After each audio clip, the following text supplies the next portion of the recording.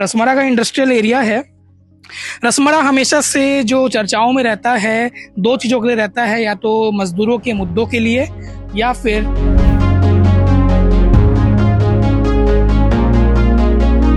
माता पिता ने बताया, पढ़ने के लिए प्रोत्साहित किया। सब ने बोला कि 10th-12th का रिजल्ट काम आता है, तो मैं लगा था कि अच्छा परसेंट आए। आपके पिताजी बता रहे थे आपका हिंदी इतना तगड़ा है, अगर आप हिंदी मीडियम में लेके पढ़ते तो आप फर्स्ट रहते हैं। मैथ्स में मेरा 100 नंबर आया।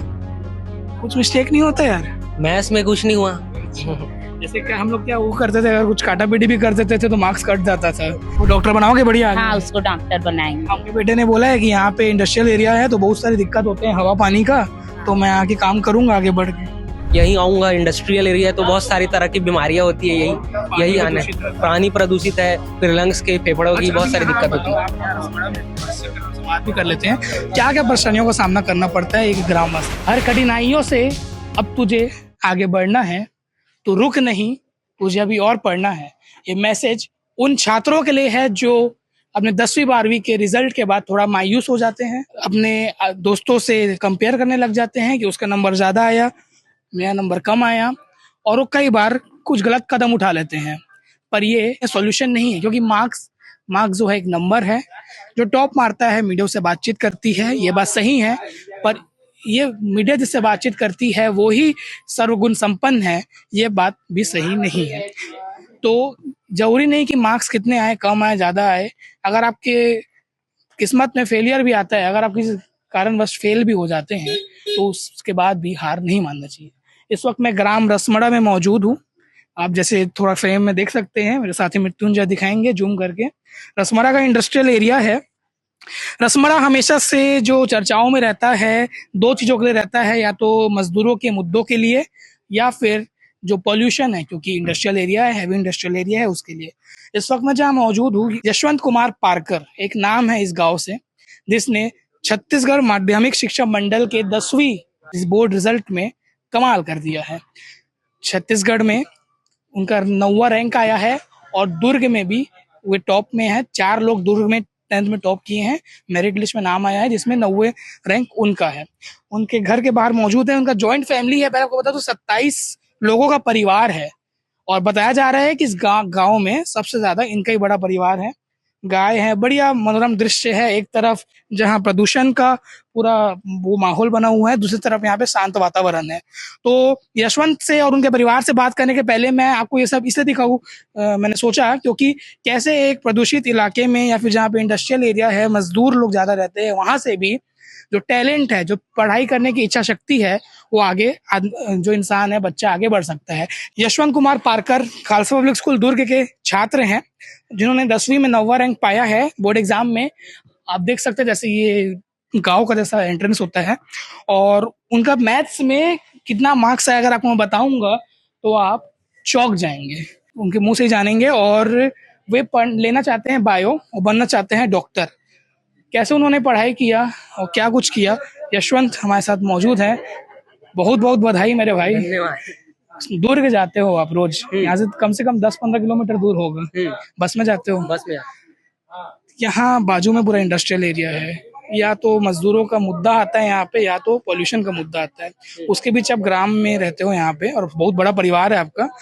आपने टॉप किया, क्या लेके पढ़े, सबसे क्वेश्चन पूछते हैं हम। पर आपका मैथ्स में कितना मार्क्स है वो बता दो मैं दर्शकों को। मैथ्स में मेरा 100 नंबर आया। कुछ मिस्टेक नहीं होता यार? मैथ्स में कुछ नहीं हुआ। जैसे क्या हम लोग क्या वो करते थे, अगर कुछ काटा पीटी भी कर देते थे तो मार्क्स कट जाता था। नहीं, मैं बहुत प्रैक्टिस किया था ना मैथ्स को एग्जाम के पहले। क्लीन होगा? हाँ, क्लीन हो गया था। 8 घंटे 10 घंटे पहनाता था एग्जाम के पहले, तो हो गया उसमें। और एक कमाल की बात यह है कि मैथ्स में 100 नंबर आया है यशवंत कुमार पारकर जी का, पर ये लेना चाहते हैं बायो लेके बनेंगे डॉक्टर। तो कैसे, मतलब ऐसे भी तो होता है ना, पीसीएमबी होता है, फिजिक्स केमिस्ट्री मैथ्स बायो। हाँ, ये भी ले सकते हैं सीबीएसई में। ले सकते। अच्छा, अभी सीजी बोर्ड में हो ना, और इंग्लिश मीडियम से पढ़ रहे हो। आपके पिताजी बता रहे थे आपका हिंदी इतना तगड़ा है, अगर आप हिंदी मीडियम में लेके पढ़ते तो आप फर्स्ट रहते हैं। हिंदी मीडियम में? हिंदी में मुझे नहीं लगता, हिंदी में ज्यादा गलती का चांस लगता है। पर इंग्लिश में अगर आगे बढ़ना है तो जरूरी हो। हाँ, इंग्लिश आगे भी काम आता है ना, आपको कॉलेज में भी इंग्लिश में पढ़ना है सभी सब्जेक्ट। अच्छा तो रोज सुबह आपका दिनचर्या बताओ अपना, जैसे कि कैसे आप कितने बजे स्कूल जाते हो, यहाँ पे कैसे इधर कितने बजे स्कूल जाते हो, क्या रहता है, पढ़ाई कितने घंटे करते हो? मैं छः छः स्कूल जाने के लिए 6 बजे उठता था, फिर 7 बजे कोचिंग जाता था, 7 से 9 कोचिंग। सुबह? हम्म अच्छा। फिर क्या बोलते 10 बजे, 10:30 बजे मतलब 9 बजे छुट्टी होता था, फिर नहा धो के 10:30 तक तैयार हो जाता था, 10:30 को बस आता था, फिर बस में निकलते थे, 12 बजे स्कूल चालू होता था, तो वहाँ 11:30 को पहुंच जाते थे, फिर 12 से 5 स्कूल, 5 बजे छुट्टी, फिर 6 बजे यहाँ पहुंचते थे। मतलब सुबह 7 बजे से शाम 6 बजे तक आपका तो पढ़ाई और उसका तैयारी में ही लग जाता था।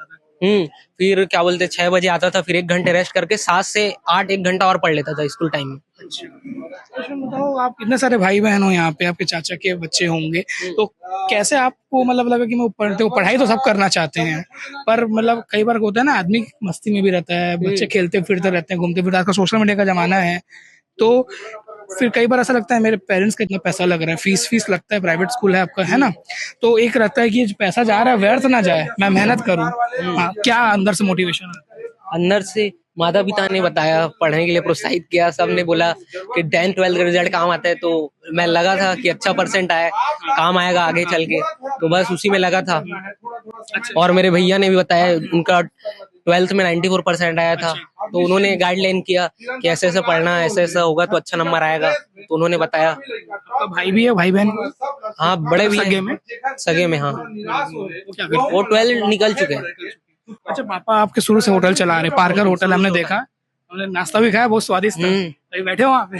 हाँ, अच्छा, चलो साथ में जाएंगे, मैं बोल रहा हूँ, तो कभी ऐसा हुआ कि ऐसा मौका आया होगा कि पापा भी इमोशनल हो जाते होंगे ना, बड़ा फैमिली कई बार होता है, तो किस प्रकार से आप ढांढस बंधाया करते थे, और आप? हाँ, आता था स्थिति, तो फिर बोलते थे आज है कल फिर वैसा ही आ जाएगा, वापस नॉर्मल दिन आ जाएगा, तो आज मत देखो, आगे के सोचो, पढ़ो, आगे पढ़ाई काम आएगा, तो पढ़ने के लिए हमेशा बोलते थे, बाकी चीज मत सोचो, बाकी जो भी हो रहा है। सोशल मीडिया चलाते हो कि नहीं, सोशल इंस्टाग्राम मीडिया नहीं नहीं, खुद का नहीं चलाता हूँ, भाई लोग चलाते, उसमें पहले देख लेता हूँ। रील्स वगैरह? इंस्टा तो बहुत कम देखता हूँ, इंस्टा बोर लग जाता है मुझे। अच्छा, पढ़ाई के लिए भी इंटरनेट जरूरी है, बहुत सारा हाँ। कंटेंट मिल जाता है। बहुत सारा कुछ कुछ टॉपिक साइंस का क्लियर नहीं होता था ना, तो इंटरनेट से देखता था। अच्छा बताओ, मतलब एक गाँव का हमारा छत्तीसगढ़िया बेटा टॉप किया है, अब ये बताओ कि आगे जैसे मैं बताया इंडस्ट्रियल एरिया है, डॉक्टर बन के तो अभी तो सोचो, स्पेशलाइजेशन बहुत दूर की बात होती है, पर समाज के लिए आप कुछ करने की इच्छा है आपके अंदर क्या? हाँ, यही आऊंगा, इंडस्ट्रियल एरिया है तो बहुत सारी तरह की बीमारियां होती है, यही आना है, पानी प्रदूषित है, फिर लंग्स के फेफड़ों की बहुत सारी दिक्कत होती है। आप यहाँ रसमड़ा में हो, इससे हमसे बात भी कर लेते हैं, क्या क्या परेशानियों का सामना करना पड़ता है एक ग्रामवासी को?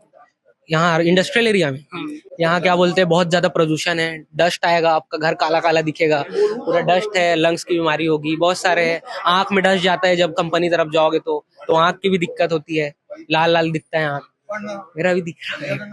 नहीं दिख रहा है, मतलब पॉल्यूशन मेन कारण है। पॉल्यूशन मेन कारण है, लेकिन इसका फायदा भी है, रोजगार मिल रहा है लोगों को, मतलब कुछ अगर एडवांटेज है तो कुछ डिसएडवांटेज भी है। रोजगार मिल रहा है बहुत से लोगों को, बाहर से सब कमा रहे हैं। आसपास कोई हॉस्पिटल है बड़ा ठीक ठाक? हाँ, सरकारी अस्पताल है यहाँ रसमड़ा में, नया बना है।